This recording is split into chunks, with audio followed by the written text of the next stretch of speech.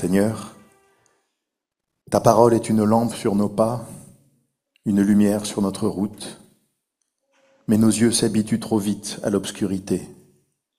Nos oreilles se ferment au tumulte de nos pensées et nos cœurs se dispersent dans 1000 soucis.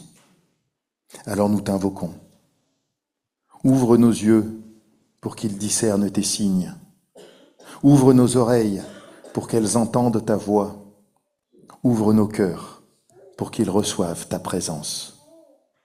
Que ton esprit souffle au milieu de nous comme une brise qui apaise, comme un feu qui éclaire, comme une voix qui appelle chacune et chacun par son nom. Par Jésus-Christ, parole vivante de Dieu, nous t'en prions. Amen. La première lecture, nous la ferons dans le livre d'Ésaïe, au chapitre 66, les versets 18 à 21. Moi, je connais leurs œuvres et leurs pensées. Le temps est venu de rassembler toutes les nations et toutes les langues. Elles viendront et verront ma gloire. Je mettrai un signe parmi elles. J'enverrai certains de leurs rescapés vers les nations, à Tarsis, à Poul et à Loud, les tireurs à l'arc à Toubal et en Grèce, aux îles lointaines qui jamais n'ont entendu parler de moi et qui n'ont pas vu ma gloire. Et ils diront ma gloire parmi les nations. Ils amèneront tous vos frères dans toutes les nations en offrande au Seigneur, sur des chevaux, des chars et des chariots couverts, sur des mulets et des dromadaires, à ma montagne sacrée, à Jérusalem, dit le Seigneur, comme les Israélites apportent leur offrande dans un récipient pur à la maison du Seigneur. Et je prendrai aussi parmi eux des prêtres, des Lévites, dit le Seigneur. Et enfin, nous lirons dans l'évangile de Luc, au chapitre 13, les versets 22 à 30. Il traversait les villes et les villages, et il enseignait en faisant route vers Jérusalem. Quelqu'un lui dit, « Seigneur, n'y aura-t-il que peu de gens sauvés ?» Il leur répondit, « Efforcez-vous d'entrer par la porte étroite, car je vous le dis, beaucoup chercheront à entrer et ne le pourront pas. Dès que le maître de la maison se sera levé et aura fermé la porte, et que resté de vous, dehors, vous commencerez à frapper à la porte et à dire « Seigneur, ouvre-nous !» Il vous répondra « Vous, je ne sais pas d'où vous êtes. » Alors, vous commencerez à dire « Nous avons mangé et bu devant toi et tu as enseigné dans nos grandes rues. » Et il vous répondra « Vous, je ne sais pas d'où vous êtes. Éloignez-vous de moi, vous tous qui commettez l'injustice. » C'est là qu'il y aura des pleurs et des grincements de dents quand vous verrez Abraham, Isaac, Jacob et tous les prophètes dans le royaume de Dieu et que vous serez chassés dehors. On viendra de l'Est et de l'Ouest, du Nord et du Sud pour s'installer à table dans le royaume de Dieu. Ainsi, il y a des derniers qui seront premiers et des premiers qui seront derniers.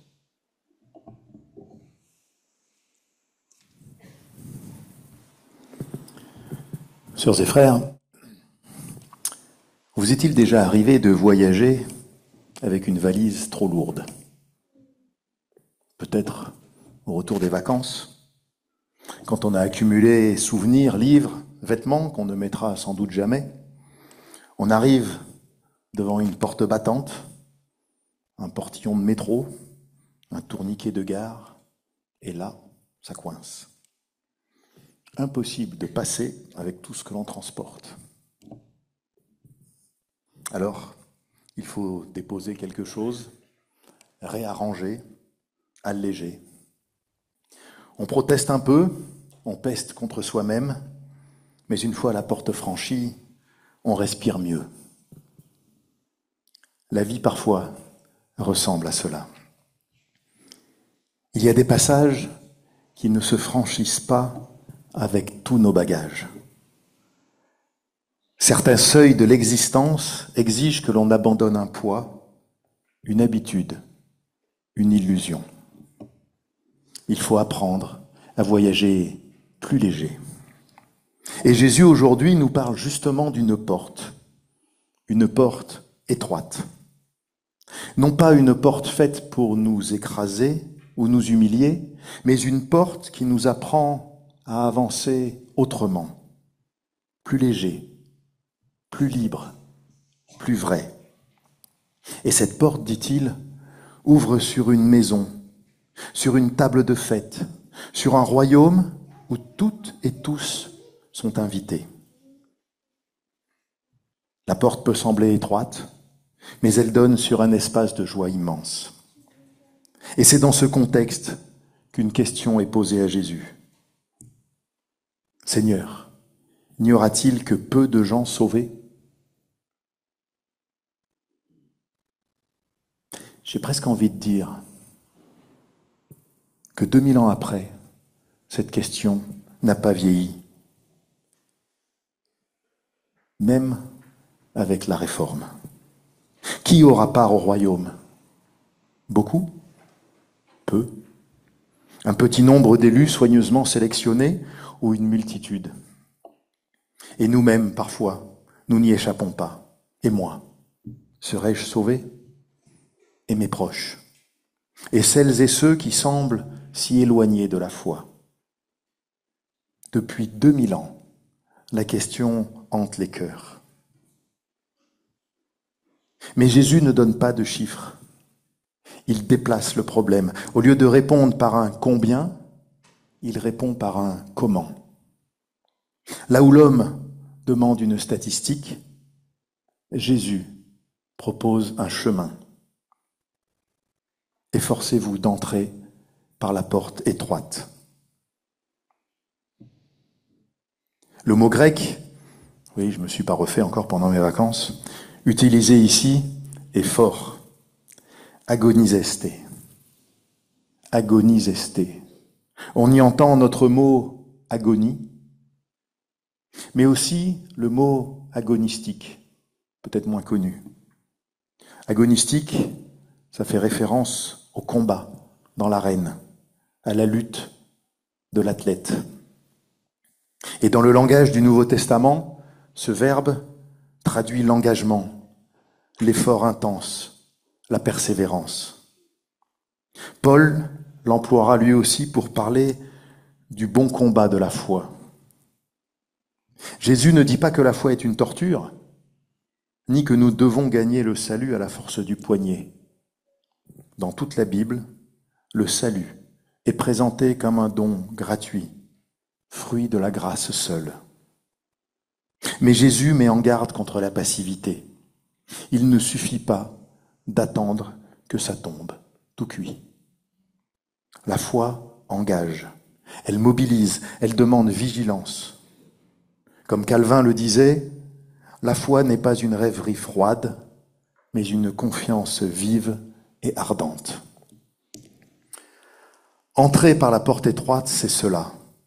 Une foi vive qui engage tout l'être, qui se traduit en choix, en acte, en une relation authentique avec Dieu.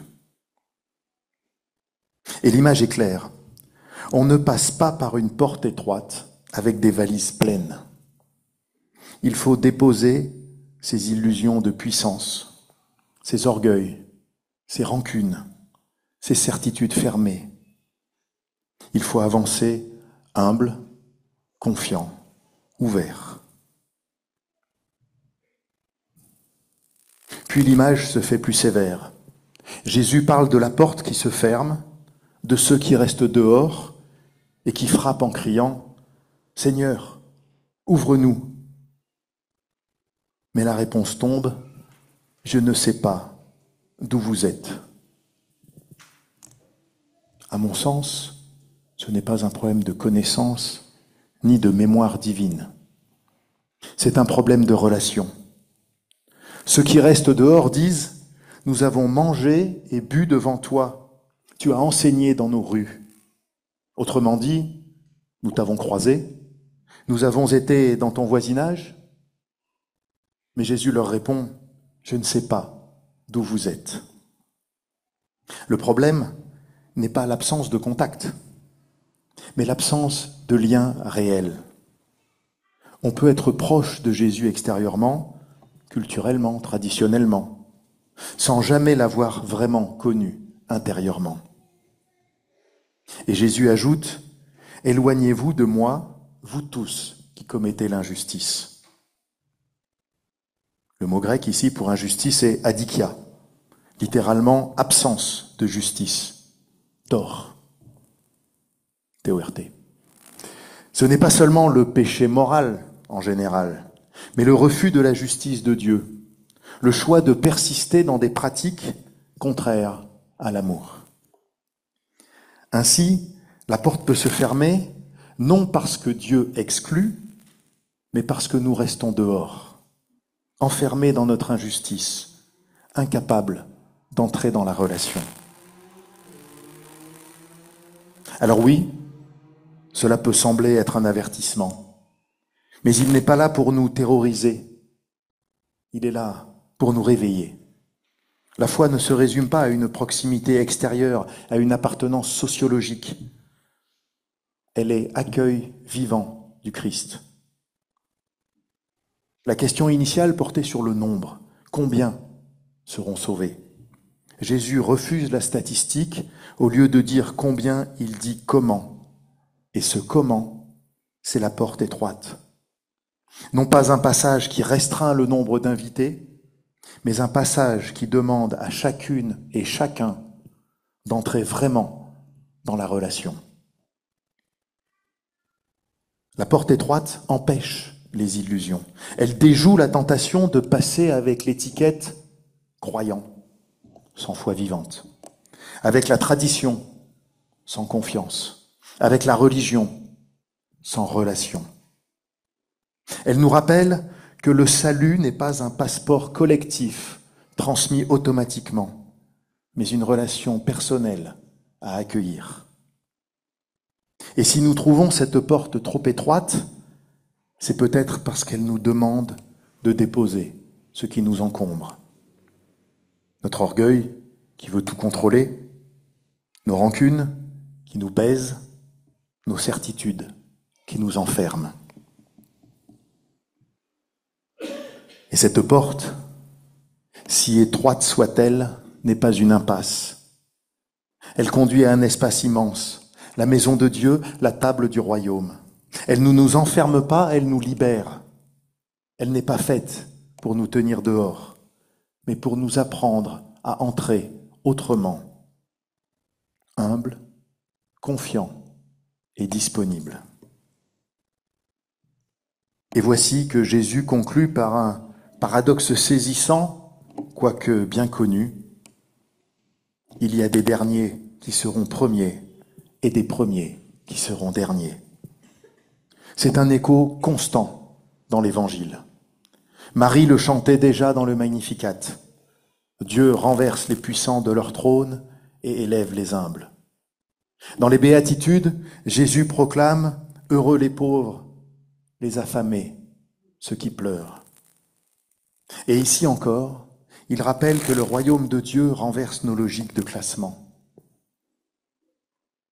Le grec, encore une fois, nous aide à l'entendre. Eskatos, le dernier. Le dernier désigne celui qui est tout au bout, qui est insignifiant, qui est invisible. Et à contrario, protos, le premier, désigne le chef de file, le notable, celui qui compte. Ces mots, eskatos et protos, structuraient la société antique. Et qu'on le veuille ou non, structure encore la nôtre aujourd'hui. Mais Jésus prend ces catégories et les renverse. Les eskatoi, pluriel d'eskatos, deviennent protoi, et les protoi deviennent eskatoi. Autrement dit, ce que le monde hiérarchise, Dieu le redistribue entièrement. Il ne s'agit pas d'une revanche sociale, ni d'un jeu de chaises musicales. Jésus n'annonce pas une compétition inversée, il annonce une reconfiguration radicale. Devant Dieu, les hiérarchies humaines s'effondrent et la grâce seule demeure. Luther et Calvin l'ont dit avec force. Le salut ne se mérite pas. Il est don gratuit accordé par pure miséricorde. Dieu ne sauve pas les derniers parce qu'ils sont derniers. Il ne rejette pas les premiers parce qu'ils sont premiers. Il sauve par grâce, indépendamment de nos rangs, de nos réussites ou de nos échecs. Cette grâce réhabilite ceux que le monde méprise et relativise les titres de ceux que le monde honore. Paul l'écrit, « Ce qui est folie dans le monde, Dieu l'a choisi pour confondre les sages. Ce qui est faible, Dieu l'a choisi pour confondre les forts. » Alors, pour nous, aujourd'hui, que veut dire entrer par la porte étroite ? Nous sommes à la fin de la période des congés d'été. La rentrée s'annonce.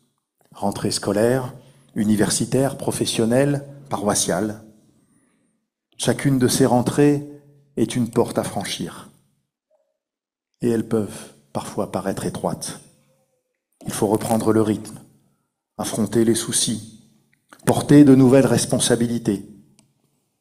Mais l'Évangile nous dit, la porte étroite est une chance. Elle nous apprend à nous délester de ce qui nous encombre. Passer cette porte, c'est choisir la confiance plutôt que la peur, la solidarité plutôt que l'indifférence, la foi vivante plutôt que l'habitude. Dans notre vie paroissiale aussi, il y a des portes à franchir.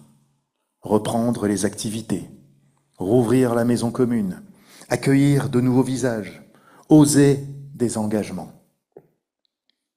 La porte peut sembler étroite, car cela demande du temps, de l'énergie, du courage.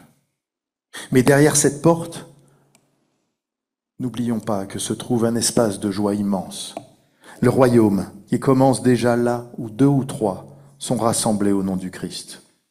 Et au bout du chemin, il y a une table, la table du royaume. Une table où les peuples viennent de l'Est et de l'Ouest, du Nord et du Sud. Une table où premiers et derniers, proches et lointains, toutes et tous trouvent leur place. Alors, sœurs et frères, n'ayons pas peur de la porte étroite. Elle n'est pas là pour nous exclure, mais pour nous libérer. Elle nous apprend à avancer plus léger, plus confiant, plus disponible. Elle nous rappelle que le salut n'est pas affaire de statistiques, mais de relations vivantes avec Dieu. Et en sortant d'ici tout à l'heure, nous franchirons à nouveau une porte, celle du temple. Elle n'est pas particulièrement étroite, mais elle peut nous rappeler la porte dont parle Jésus. Car nos semaines sont jalonnées de portes, celles de la maison, de l'école, du travail et de la rencontre avec l'autre. Certaines paraissent simples, d'autres bien étroites et exigeantes. Mais chaque porte est l'occasion de nous rappeler que le Christ marche devant nous, qu'il ouvre le passage, et qu'au bout du chemin, une grande maison nous attend. La maison du Père, avec une table dressée pour toutes et tous. Et déjà, dès aujourd'hui, nous pouvons goûter à la joie de ce royaume, la joie d'un festin partagé, la joie d'un peuple rassemblé de tous horizons, la joie d'un amour qui accueille chacune et chacun. Oui, les derniers seront premiers et les premiers seront derniers. Mais surtout, toutes et tous seront assis à la table du festin de Dieu. Alors franchissons nos portes avec confiance et espérance, car derrière elles s'ouvre toujours un espace plus vaste, celui de l'amour de Dieu, celui de sa grâce, celui de la joie de son royaume. Amen.